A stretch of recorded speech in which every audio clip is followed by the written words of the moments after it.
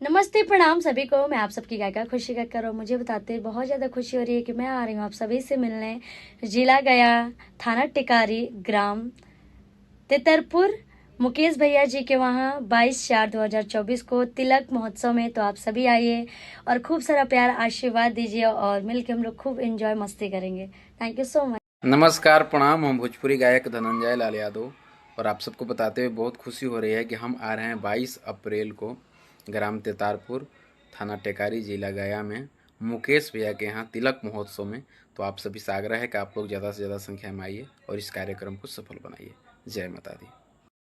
Hi friends, नमस्ते प्रणाम। मैं अरमान बाबू, कैसे हैं आप सब। और मैं आप सभी को बता दूं कि मैं आप सभी के बीच आ रहा हूं 22/4/2024 को तिलक महोत्सव में, जिला गया, थाना टिकारी, ग्राम तेतलपुर।